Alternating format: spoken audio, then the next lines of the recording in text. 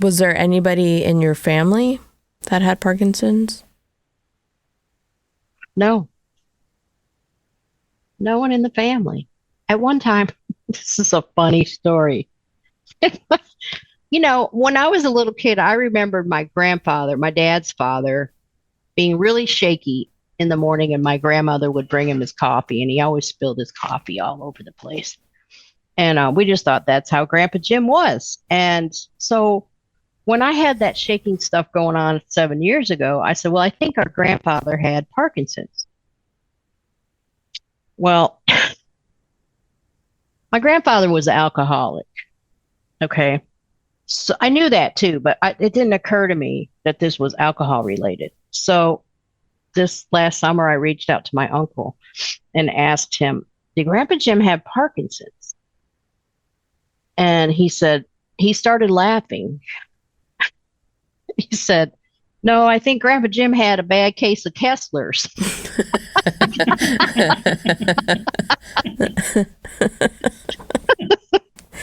He said, I don't think it was Parkinson's. I think it was Kessler's.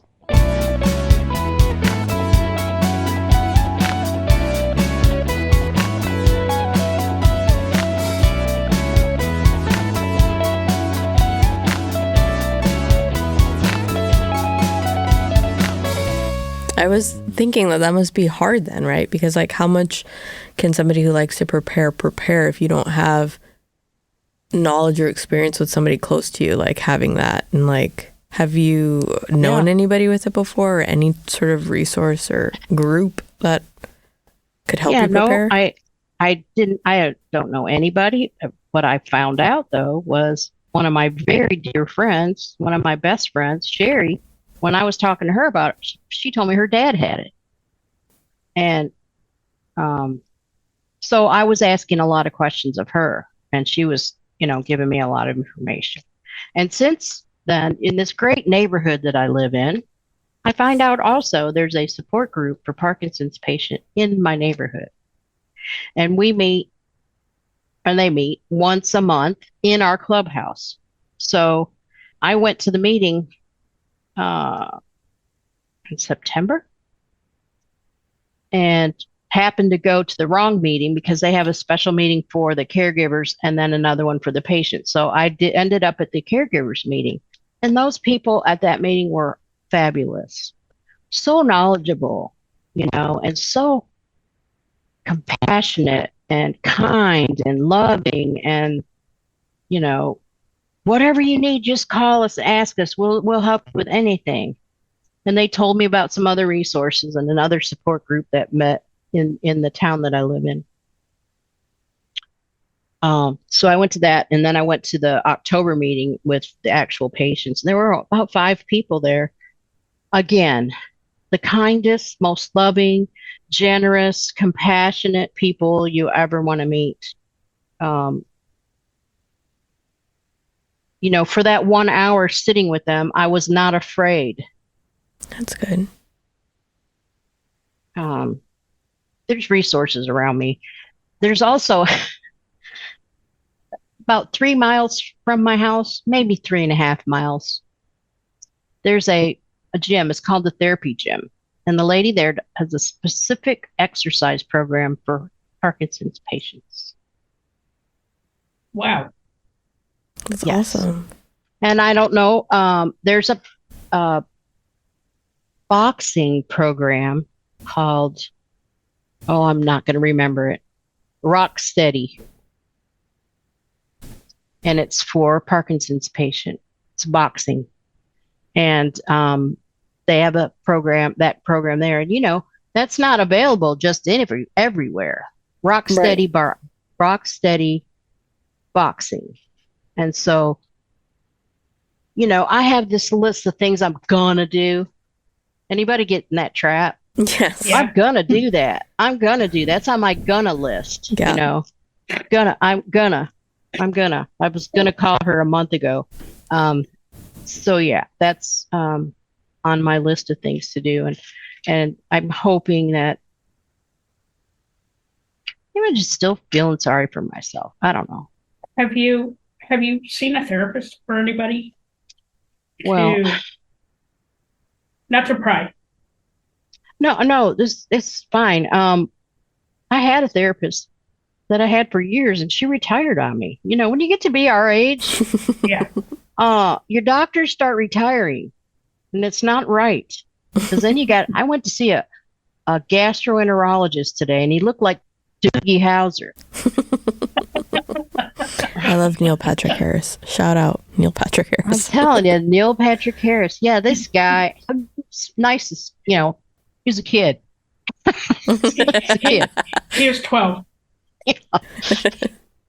But yeah, I had a therapist. She retired, and so I went to my company's employee assistance program, and they had a agreement with BetterHelp. I love BetterHelp. So I was able to get 3 sessions with a BetterHelp counselor, and that was fine. But you know, as well as I do, if you're doing therapy, you're not going to connect and really get down to what you need to get down to with a therapist in 3 sessions. It's just not going to happen. I did make some progress in some other areas that were not even related, which was good, but that's where it stopped. And that's on my gonna list too, just in case just so you know, it's on the gonna list. I have a list. You have a list? I have a list too. Like I'm gonna clean my office, and I'm gonna clean my room. I have to trick my brain. So if we all have a list. We all have things that we're gonna do. If it's something that needs to happen, right? Like I'm procrastinating on it, I just have to jump into it. Like I almost have to like trick myself. Like this is an extreme example, but like to do dishes, I'll go in the kitchen and trick myself. Like I'm just gonna go get a snack, and then I like shift gears really quick and then just jump into the dishes. Like I can't think about it. I just have to like throw myself into it because I'll keep putting it off. But I have a friend who writes her to-do list onto little scraps of paper. She throws it into a mason jar.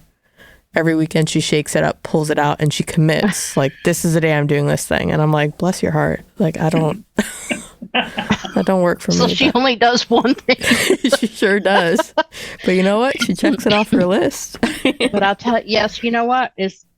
I feel like very productive if I can scratch something off the list, for sure. So no, I have not been able to follow up and get more therapy, but I definitely know I do need it. And I mean, this year, you just take the Parkinson's away. My mother was in a nursing home.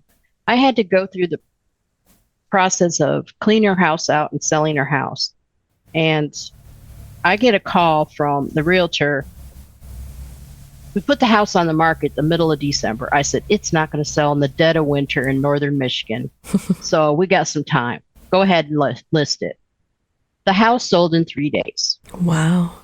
Holy So good realtor. My mother had a house that she'd been living in for 40 years, and she never threw a thing away. House is 4,000, 5,000 square feet. Every inch, nook, and cranny in that house had something in it. So I get a call, and the closing is January 23rd. So I had to put my little dog in the car, drive up to northern Michigan in the middle of a snowstorm. And I went through that mess, 3 weeks of hell trying to get rid of everything and having everything work out. There was a snowstorm the day I was supposed to leave, and I said, I don't care. I got to get the hell out of Dodge. I got to get out of here. So,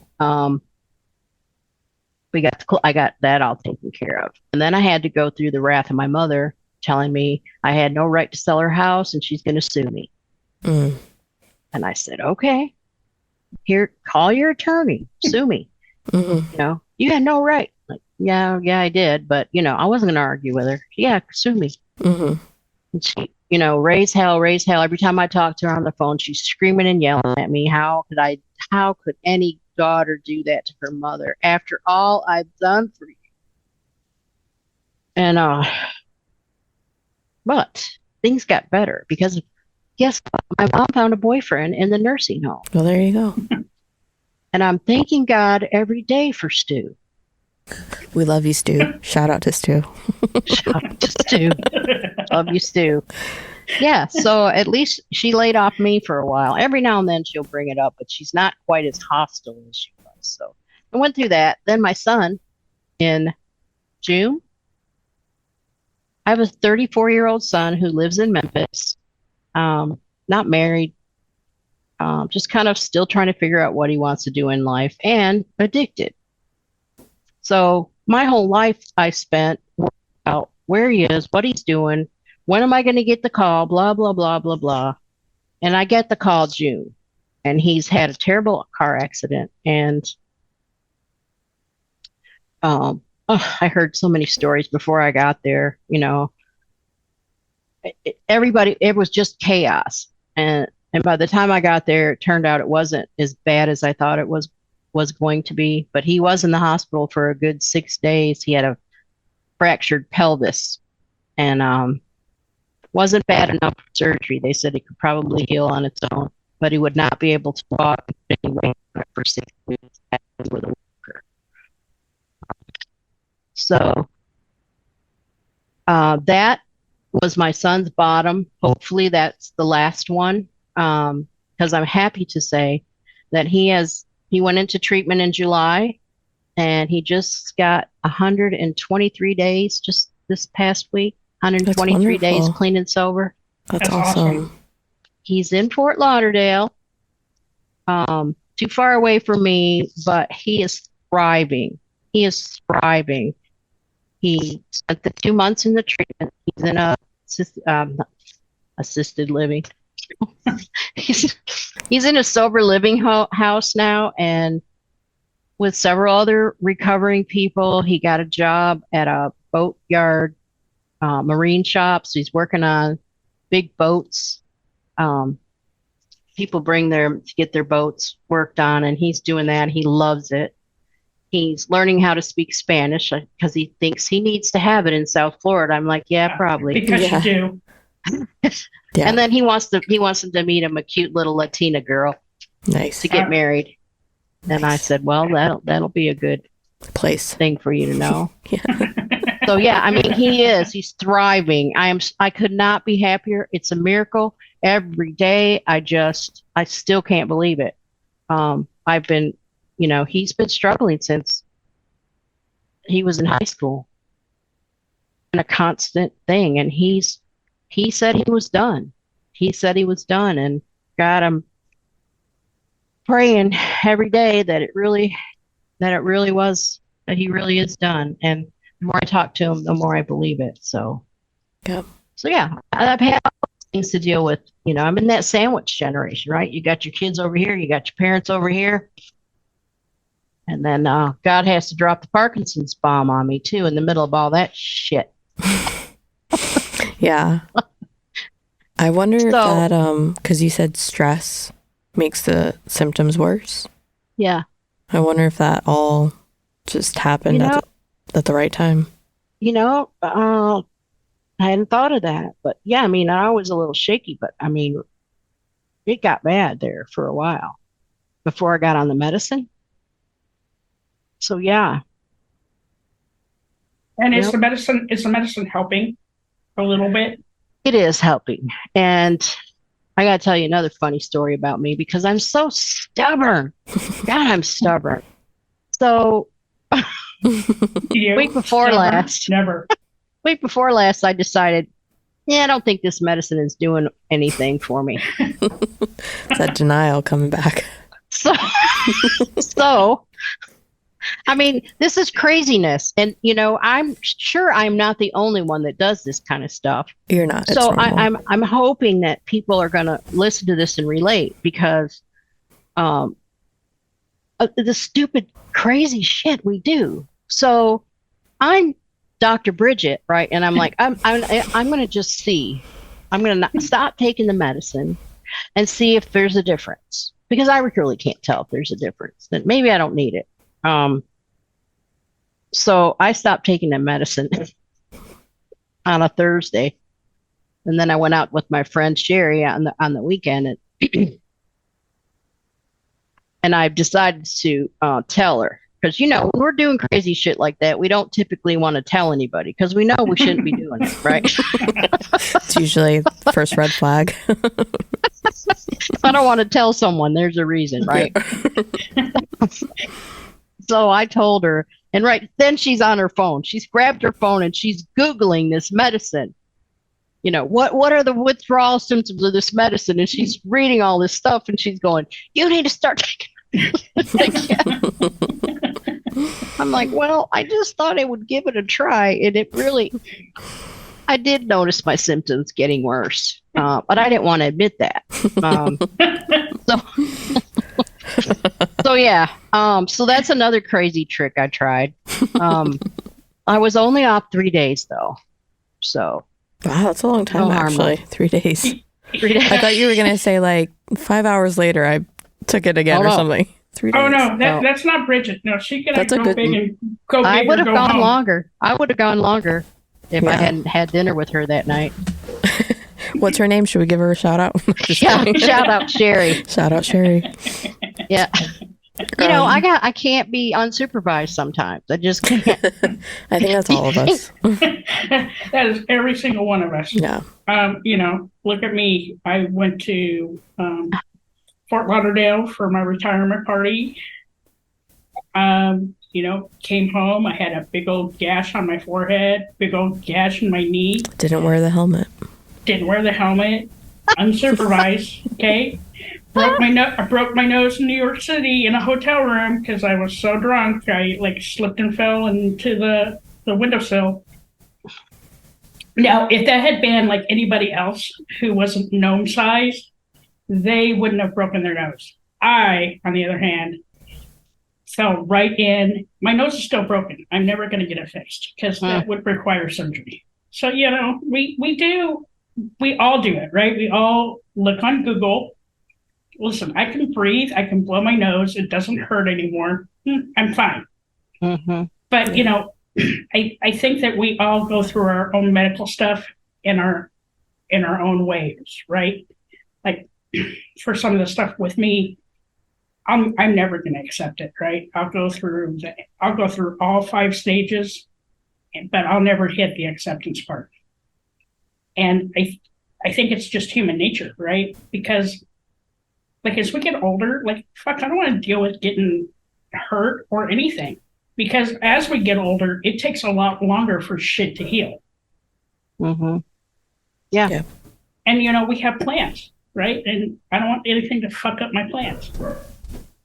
So, I think that you're doing some of the right stuff right now. I really think you should go to that gym. Yeah. Yeah. I think, and as you're doing your to-do list, not telling you how to live your life, but maybe put that at the very top of the to-do list. Right next to, I need to feed myself. And then I need to call the gym. But, you can call me back on Monday when you come back to the office and be like, yeah, I didn't do any of that shit you told me to do. So, I'm good with that. Okay, so tomorrow and my other day off is still Friday, so I can get a hold of people during the week. I'm going to call the gym. I wrote it down. And the second thing I'm going to do is I'm going to call the Center of Excellence because there's a lady there that told me to call her. She'd help me with some stuff. Okay, so can you text me tomorrow and just let me know how you're doing with that? Hold her accountable, Jurex. I am the accountability police. And actually, when I need to be held accountable for something, I reach out to Dirty Skittles. I reach out to Lisa the lesbian, my wife. Listen, man, I am the fucking worst procrastinator in the entire world. The worst. Mm-hmm. I have been my entire life. But if I need to be held accountable and do shit, reach out to your friends, man. Yeah. And you have a community there. Your lady friends. I do. I am so blessed. I hate to think where I would be right now if I were still living on the house on the hill. Yeah. In isolation, total isolation.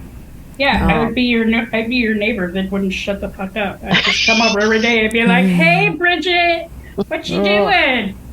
Yeah. So I do have experience with acceptance, but it's very, and as I look back, it's very similar to what I'm doing, the stuff I'm doing right now. Like, I'm 10 years sober from alcohol. Congrats.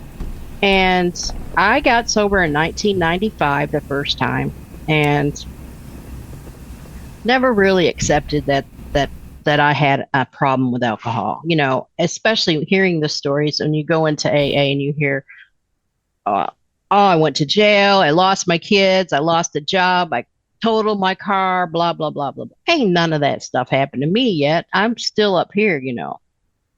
Too bad for you down there, but I'm still up here. So 12 years of that. And I decided one day that I'm going to drink again. So I did. And I guess I had some proving to do to myself. So for 6 years, I drank and then decided to come back. In 2013, I came back, got sober again. And, you know, when I was sober the first 12 years, it was denial, anger, bargaining. I went through all those steps, but I never got the fifth one, right? Never got to acceptance. This is why I drank again. Today, I know without a doubt that I'm an alcoholic, and if I pick up a drink, I'm off to the races again, and it's not going to be pretty. And especially now, I certainly don't need that on top of anything else. So I can look at that and say, I got this acceptance on that. Yeah. So I can get to acceptance on this too. I think you can. It was, I was really angry that I was alcoholic. I was mad as hell. Why can't I have a drink? Yeah. You know, she can have a drink. He can have a drink. They can have drinks. I can't have a drink. Why? That's not fair. And and now it's so plain to me. Yes, they can have a drink. Bridget, don't drink one drink. You know, if I can't have all I want, I don't want any. Yeah. You know, I got there. I'm so grateful I got there. Hate to think where I'd be right now if I hadn't, but that I have to remember that. And I tell you what got me there is the 12 steps. And there's no reason why I can't use the 12 steps on this particular one too. Because I am totally powerless. You are. Yeah. I am totally powerless. Yeah. And it's making me insane. But you also hold some cards in your hands, right? Mm-hmm. So you have some things. I have the tools. Yes. You have tools. I have to pick them up. Yeah. Right. You have to pick them up. And you have to hold yourself accountable. But if you can't hold yourself accountable, have your friends help you, because that's what friends are for. And like, if you have really good friends, they will hold you accountable. They will. Yes. Like if you have a shitty friend, they probably will not help you be accountable. And they will let you, you know, go out and do other things that you probably shouldn't be doing. But I know the other thing you do to help you is you do your art. And your art is beautiful. And I think that also helps you clear your mind, because you're a creative person, a lot like Dirty Skittles is. If you're using your brain to kind of get out of your own head. So like with us, you know, it's shit that goes on in our heads. Okay, we all have a lot of shit going on in there. But if I'm sitting and focusing on something I really enjoy doing, like the podcast, or believe it or not, I like to crochet. If I sit and just focus on that, then all the other shit stops just for that little bit of time. And the same thing that happens when I go to the gym, and I need to go back to the gym, and I am holding myself accountable to that because I felt better. But like that time that I spent at the gym, that is 1 hour that I'm either focusing on not falling off the fucking treadmill or dropping a weight on my foot. Yeah. So I think just by doing your art, that gives you that outlet to do something that's going to make everything else stop for that moment, because you have to focus while you're doing your art. Yeah, I mean, that's the best way for me to get out of my head is to do something creative like that. I know that. However, I've come to the conclusion, you know, I have done this art. I have always done some form of fashion of some kind of creative stuff my whole life. I started to crochet when I was 10 years old. So I get that. yeah. I can't do it as much. I can't do it like I used to because of it. It hurts. And I think that's arthritis too. But, and so I've always done art and people will look at it and say, oh, you should sell that. You should sell that. You know, so then I get on this, I'm selling my art thing. And I did an art show this past weekend and it about killed me. You haul all the stuff in there, you set it all up, you sit there for 4 hours. People might buy some, but they, you know, it's not as successful as you wish it could have been. And then you got to haul all the shit back out, put it back in your car. And, you know, I'm ashamed to say it's still in my car from Saturday. I couldn't walk Sunday morning. Wow. And I said, this is insanity. I'm not making this art to please anybody but me. Yeah. And this is not why I do it.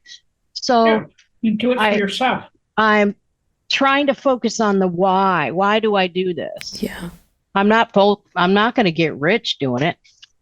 Yeah. You know, that makes sense. So I had a mind switch on Sunday about why am I doing this? I certainly don't want to be schlepping stuff for shows all the time. And then, you know, you got to spend money to have the space. And then if you don't sell enough to even pay for your space, then what?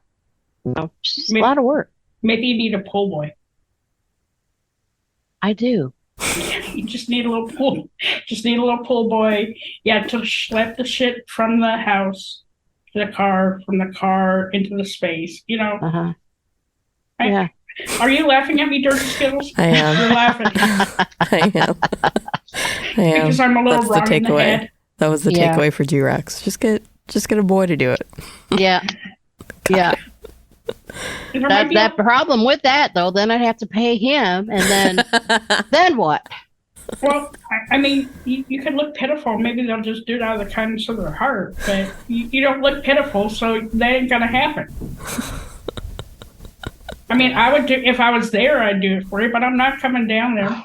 I've already been to the South. I'm not going back down. Yeah, it's exhausting. Yeah. So I think you should just keep doing stuff for yourself, and you know, look for the good things you still have in your life, right? And I have so much to be grateful for. Gratitude is another thing. I used to practice gratitude every day by writing down 3 things that I was grateful for and sending it to my AA sponsor. I quit doing that. I need to do that again. Maybe I can do that with you, Dirty Skittles. Yeah. Oh, not dear. Yeah, you too. You and G-Rex. I'm here. Send them that. Send you that list of 3 things. Just 3 every day. 3 things. I can come up with 3 things a day. That's helpful for all of us, right? Is like 3 things that we're grateful for every day, right? Yeah. It's not that hard. It's just like they say if you do something for 30 days, it becomes a habit, right? Mm-hmm. All right, so let's start day 1 and see what happens. If we can make 30 days, then it becomes a habit, right? And being grateful for what we have at that very moment, that can help us kind of, you know, reflect on some of the other shit that we're not really grateful for, but we have to deal with. Yeah. I mean, you forget. So if I'm not in the habit of doing this every day, I forget to be grateful. I don't even think about it. Yeah. I'm focusing on the shit, right? I'm not focusing on what's good. And tonight I'm really feeling grateful for the things that I can do, the friends that I do have, the somewhat security that I have, and that I can really retire officially in February. And I'm grateful for you, right? That you wanted to come and share your story, because I think that your journey will help our listeners, you know, understand that, we may have some really shitty shit going on in our lives, but, you know, count on your community, count on your friends, count on your family. And if you can't count on those, there's, you know, support groups out there. There's other people that can help you get through the shittiest day in your life. Yeah. And I'm thankful for your voice, right? Because you're voicing concerns that, you know, people our age, Dirty Skills, you're way younger than both of us are. But there will come a time when you will feel like we do, that at our age, community is everything. Yeah. We're getting to an age where things get a little bit more scarier when shit goes wrong. Uh-huh. Because, you look at your own mortality, you look at, you see people around you dying or getting really sick, and it makes you really think hard about, am I living for that moment? Or am I still focusing on what's in the future? And so for me, I've chosen to live for the moment. Yeah. And if Liz taught us anything, that's what she did too. She lived for the moment. And right. I go back and I reflect on that episode a lot. I listened to her episode today because I needed a good reminder of what do we do for ourselves every day that are going to make us happy, even when we're having a crappy day. Yeah, and it could be just writing those three things down, right? Yeah, writing those three down. As simple as writing those three things down. I used to journal a lot. I don't do that anymore. I feel like when you asked me to do this podcast, I'm thinking, I don't have anything positive to say right now. I'm kind of in a shitty place. I don't have anything to say like, oh yeah, I got this Parkinson's thing and I'm doing this, this, and this, and I'm in acceptance, and I'll, ask me again in 3 years to do it again. But right now, I was actually thinking that I don't think so. This is life, right? Yeah. This is your life, and life isn't always going to be happy. So even though I can't personally relate right to your diagnosis, just hearing your story and you sharing that where you currently are and what you're battling with, I can relate to that. And I know other people will be able to too. Our diagnoses are just different. So I think this is actually really important for everybody to understand that it's not always going to be a happy, funny story. And being vulnerable and opening up and sharing your experience so that somebody else can hear it and know that they're not alone is what it's about. Yeah, for sure. Yeah. And like in a year, I want to hear back. I want to see where you're at. Yeah. See if you've gotten to that acceptance. And if you haven't, that's okay too. Mm-hmm. But, maybe starting some new habits. We're going to do this gratitude thing. In the morning, you're going to get three things I'm grateful for. Yeah. Let's commit.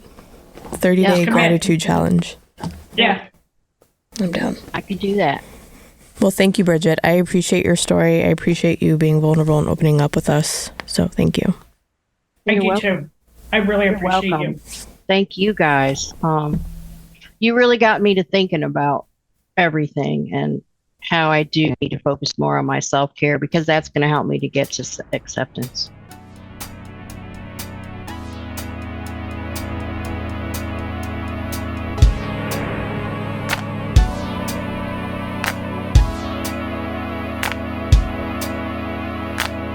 It's okay to be not okay. Just make sure you're talking to someone.